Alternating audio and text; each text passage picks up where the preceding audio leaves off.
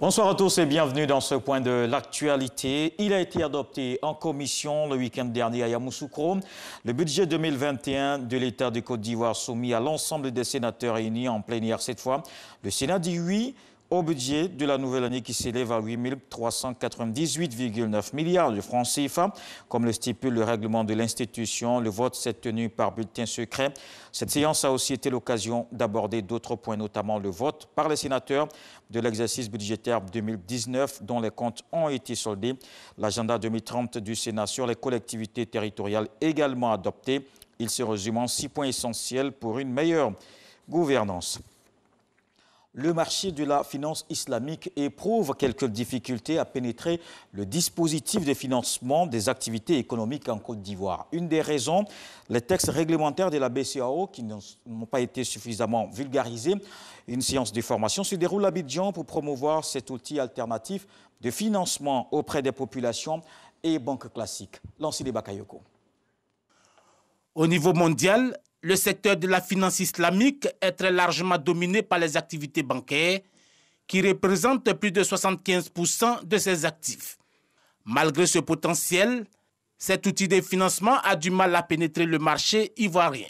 La finance islamique est une industrie naissante qui n'est pas véritablement connue dans notre environnement, aussi bien en Côte d'Ivoire que dans l'espace 8 mois. Pour aujourd'hui amener les gens, les uns et les autres à comprendre et à connaître l'industrie de la finance islamique, il faille qu'il y ait beaucoup de communication, beaucoup de sensibilisation à l'endroit aussi bien du contribuable ivoirien que de la population en général. Cette session de formation vise donc à faire une meilleure promotion de la finance islamique afin de susciter la décision de plusieurs autres institutions financières à mettre à la disposition de leur clientèle cet outil de financement.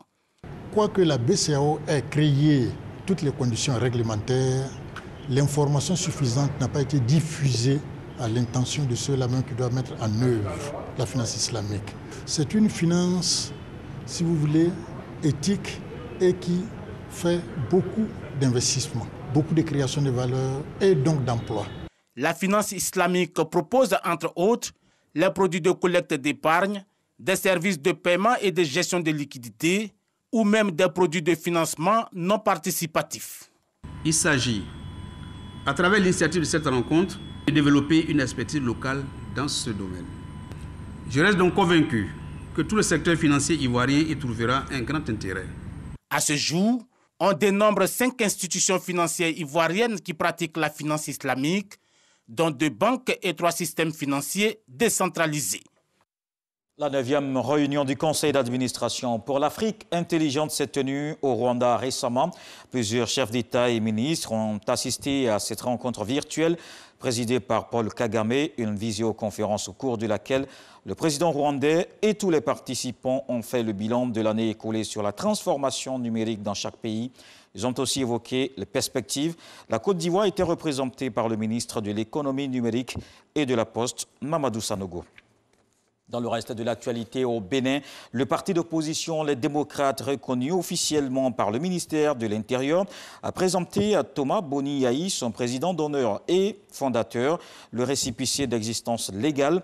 À cette occasion, l'ancien chef de l'État béninois s'est exprimé pendant de longues minutes devant ses militants. Il réclame un dialogue national et plaide pour une élection présidentielle inclusive. Au Bénin, nous ne sommes pas pour la violence, a précisé Thomas Boni Yahi. Emmanuel Macron testé positif à la Covid-19 ce jeudi. Selon le palais de l'Élysée, le président français avait eu des symptômes. Le chef de l'État va désormais s'isoler pendant 7 jours.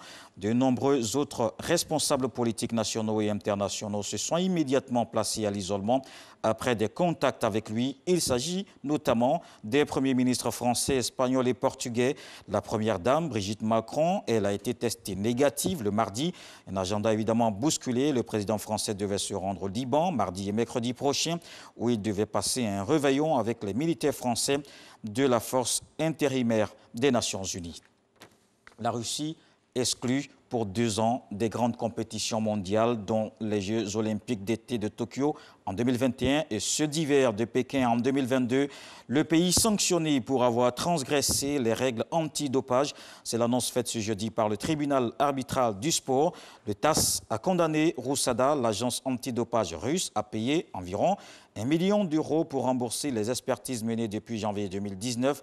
Rappelons qu'il y a 10 ans que l'affaire a éclaté sur cette pratique en Russie. Tout de suite à suivre les infos régionales, je vous donne rendez-vous à 20 h pour la grande édition.